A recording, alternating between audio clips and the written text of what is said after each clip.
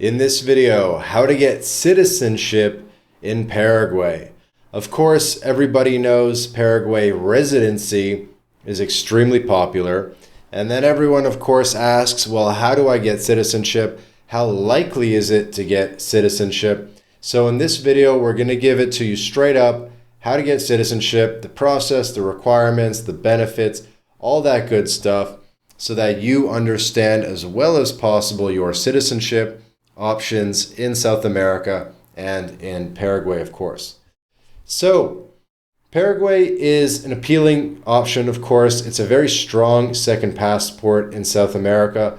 Paraguay offers naturalization after just 3 years of permanent residency, making it one of the faster routes to citizenship worldwide. There are very few countries in the world that offer citizenship in just 2 or 3 years. In this case, it's 3 years of permanent residency. I know a lot of people start on temporary residency, and I'm going to break down that nuance in this video. So Paraguay, with its territorial tax system, stable, growing economy, and no citizenship by investment possible nor required, this program is attracting expats, investors, retirees, anybody who wants a solid Plan B residency, anyone who wants a solid territorial tax residency with a potential path to citizenship. Now, we don't really sell it as a path to citizenship because the truth is not a lot of people are naturalizing, but you could consider it a call option on citizenship.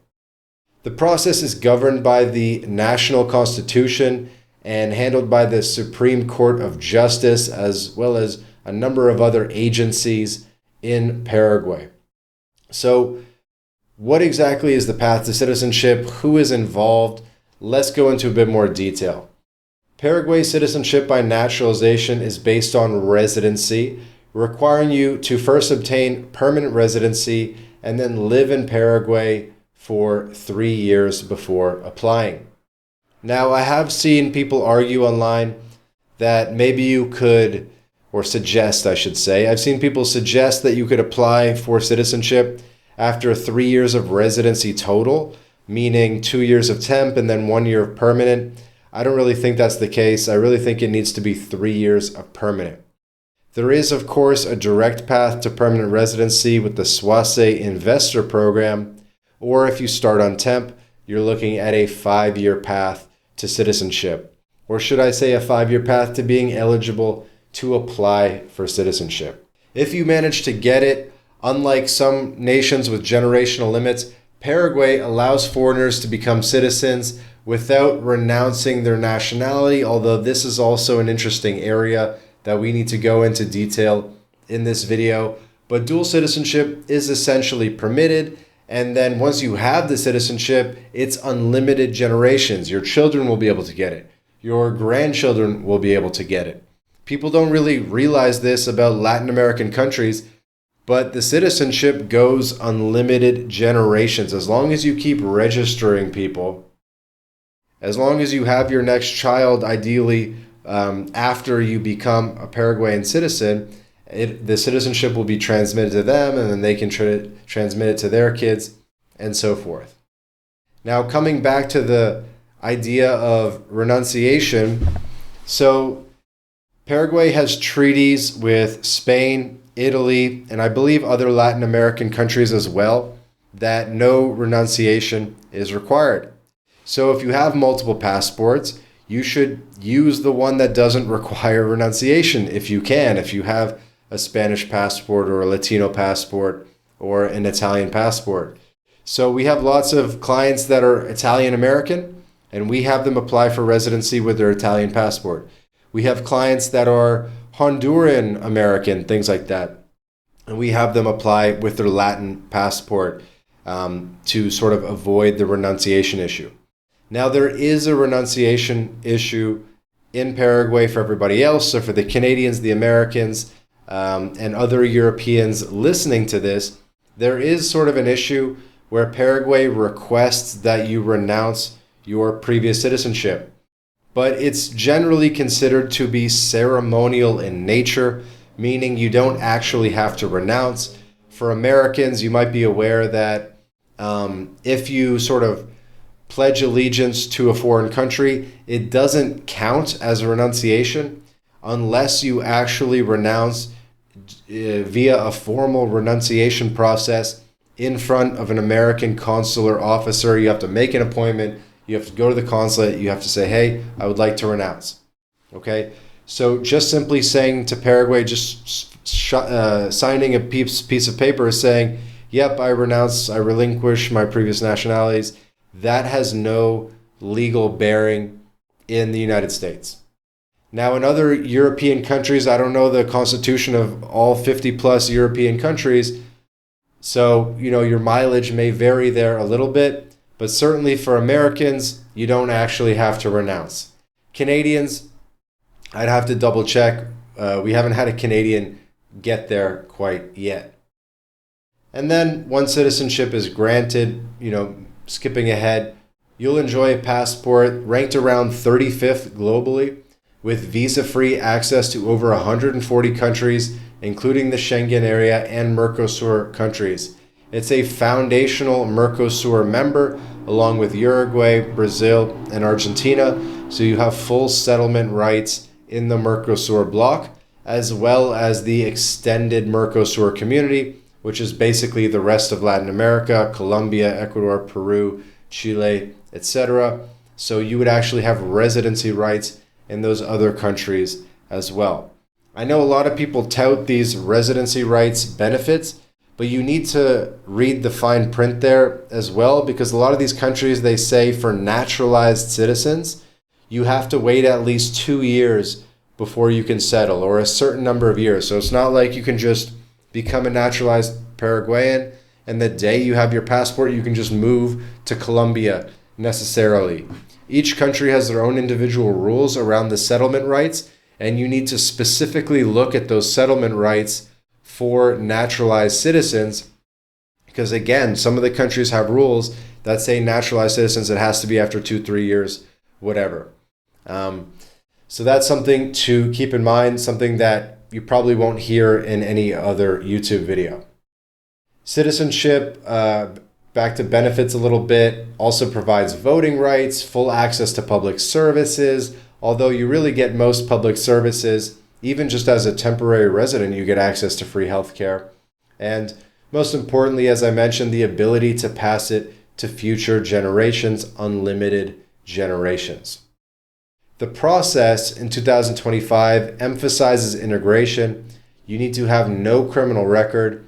You need to have knowledge of the Spanish language. There's no language test per se, but you will have to complete a civics test in Spanish, where you have to say, they're like, ¿Cuáles son los ríos más largos de Paraguay? So like the longest rivers in Paraguay. And then you got to write your answers that are like, ¿Quién era el primer presidente de Paraguay? Who was the first president? And you got to write that down, right? So you will have to have pretty decent Spanish. You'll also have to memorize the national anthem. You have to memorize the refrain as well as the first paragraph. So if you don't speak Spanish, that would be pretty hard to memorize, but it certainly can be done. And we've coached a lot of clients through the test as well as through the national anthem and everything that they need to do in order to be ready for the test. Now, you may have heard in the past, some shady stuff around, paying to skip the test or getting someone to skip the test for you. I mean, if you're watching this video, this means you're probably not going to be applying for 3 to 5 years, and things might look a little bit different from then. They might button up and restrict the system a little bit more. So you better, deserve it. You better actually learn Spanish enough. You better actually learn the Paraguayan history enough. And there are themes to the citizenship exam, and that's what I mean, is we kind of prep people for the themes and what to expect, know all the important presidents, know about the wars, know about the Chaco War and this and that. So, you do need to deserve it. The benefits of pursuing Paraguay citizenship are very compelling. It's a very secure second home, very low living costs tax-wise. Paraguay is 0% tax on foreign income. Local income is only 8 to 10% making it a haven for remote workers and retirees. As a citizen, you can work freely, own property without restrictions, and travel seamlessly in South America via the Mercosur. Family inclusion is straightforward as well. Spouses and children can join along with your residency and eventually naturalize together. Now, if you have a spouse that doesn't have visa-free to Paraguay, we can work on that and we can help with that specific situation. Probably worth mentioning at this time that MyLatinLife is a full-scale immigration and citizenship consultancy. We help people get residency, tax residency, and citizenship in Paraguay. If you'd like to get residency, if you're already a resident and you'd like to get citizenship, or if you need to renew from temporary to permanent residency, or anything that you need done in Paraguay, we're happy to help. There's a link in the description where you can book a call with us. You could be speaking to us as early as this week, one-on-one. We'll answer all your burning questions. We can provide the services you need, make a holistic plan, and eventually put that Paraguay residency and passport in your hands. So, who qualifies for citizenship in Paraguay? You must be at least 18 years old, have no serious criminal record from your home country and Paraguay. You must demonstrate financial stability, show integration, and have held permanent residency for 3 continuous years. During the residency, there is a physical presence requirement if you want to apply for citizenship. This isn't strictly enforced in the sense that even if you haven't met the physical presence requirements, you can still apply. But will they accept your application is another question, because they will be pulling the Migraciones records, the records of your movements. And if they see that you've only been here, 1 or 2 days in the past 3 years, they're gonna be like, what are we doing? Why would we naturalize this guy, right? And they're just gonna put your application to the side, and it's just gonna sit on the shelf. So you can ideally, do the physical presence, and those are the people who are really genuinely getting naturalized. I believe they want to see 270 days plus per year, basically 9+ months per year in Paraguay. I know that's unrealistic for most people. And again, you can apply even without having the physical presence. So what you can do to bolster your application is build your substantial ties to Paraguay. You can invest in real estate. That's a huge factor. You pretty much need to have real estate in order to apply for citizenship, according to every single expert I've talked to. It doesn't necessarily have to be a house or apartment. You could literally just own a piece of land in the middle of nowhere that you bought for $2,000. But ideally, it is a functioning property so that you can get a utility bill in your name, so that you can get a Wi-Fi bill in your name, okay? But really any property so that you can get what's called the título. And by the way, getting the title, the título, takes time. So if you buy a property, you might not get the title for over a year. It's just very backed up in what's called the claudastro, which is like the, what do you even call that? But just like the municipal office that handles the deeds and titles, the title office. It's taking over a year to get the title. So don't think that you could just buy a property 3 months before you want to naturalize, to improve your application. Ideally, buy that property as early as possible, because you really need to have that title when you apply for citizenship.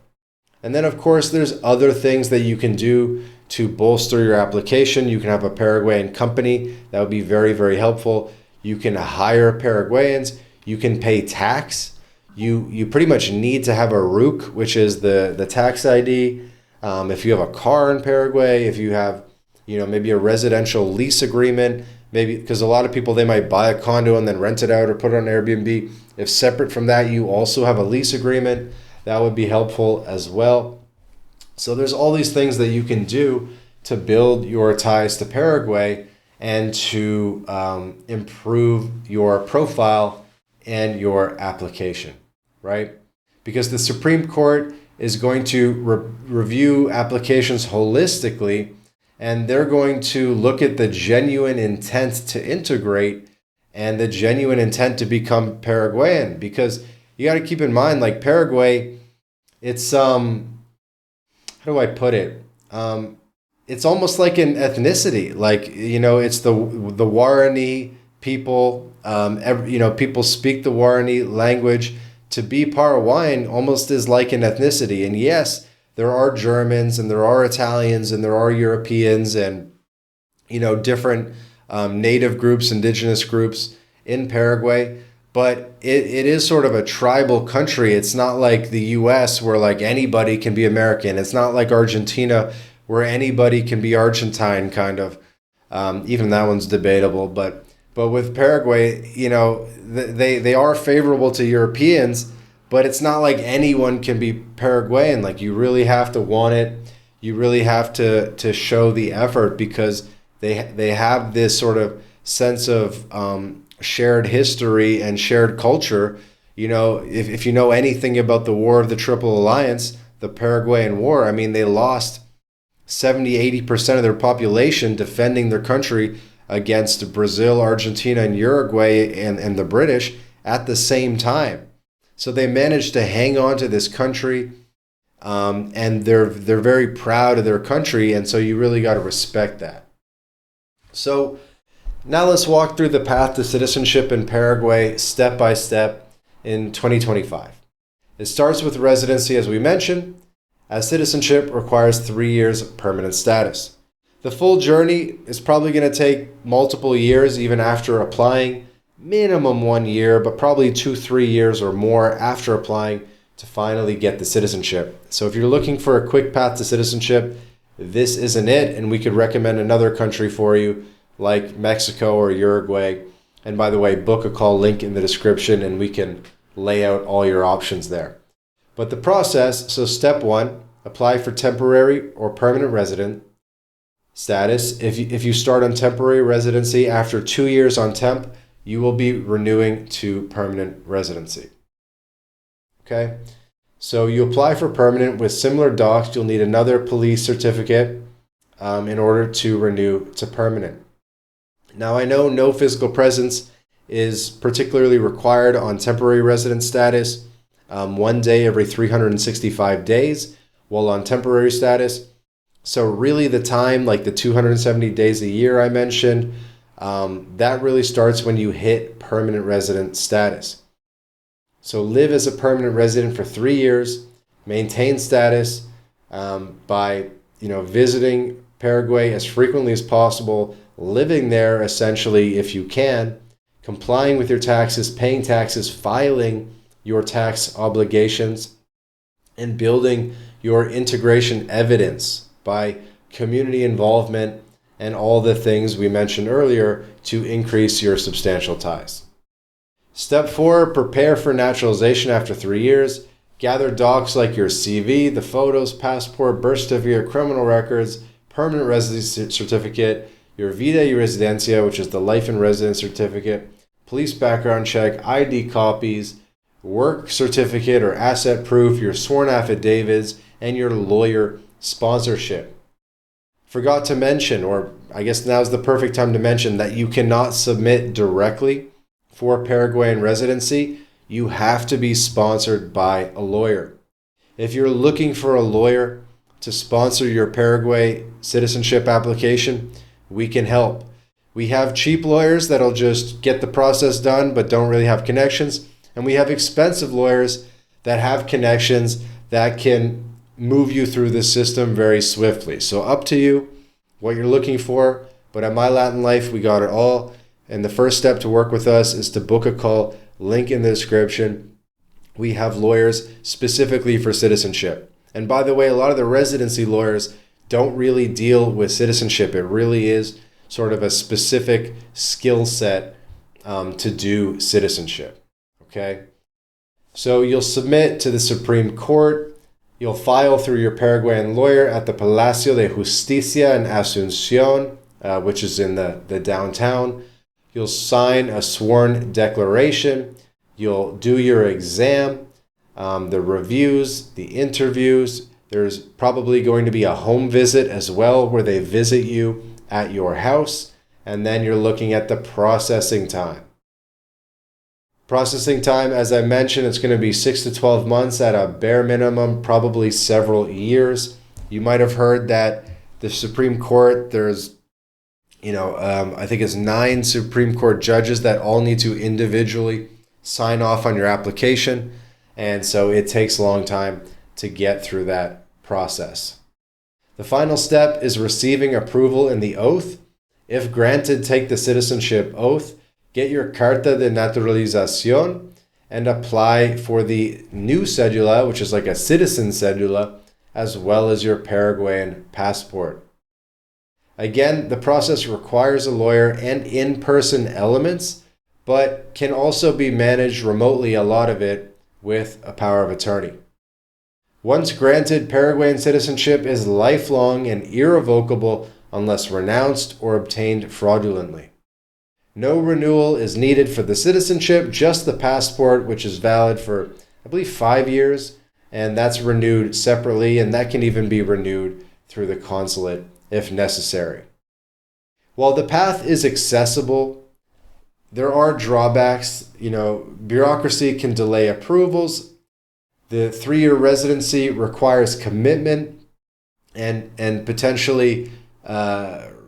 revocation for long absences. If you really want to work towards citizenship, you should be spending as much time in the country as possible.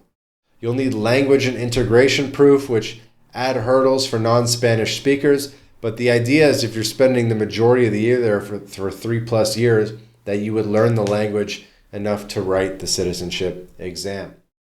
Criminal checks must be clean worldwide. I know some people have gotten residency even with small issues on the record, like, a DUI or, some small problem from 10 years ago, and they've been able to get their residency pushed through. I mean, this problem is going to come up again with citizenship, so just keep that in mind, okay? So here are some practical tips for the path to citizenship in Paraguay.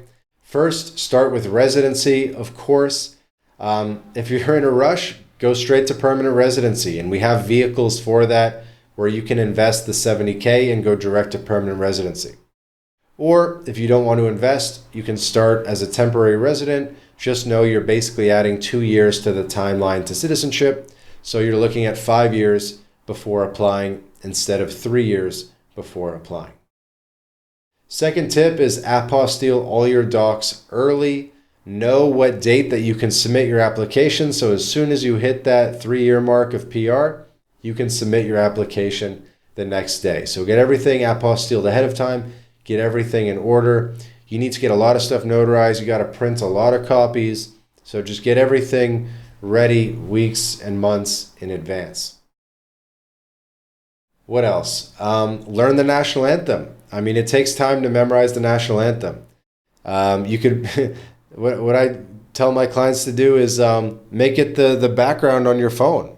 Make it your phone screen and just memorize it. Just look at it every single day, sing it out loud, sing it to people, go to the bar in Paraguay, sing the national anthem there, go to a karaoke and bust it out. You'll definitely get people laughing. But you're probably going to have to do the test and the anthem yourself. So, that's on you. That's a very user-dependent thing.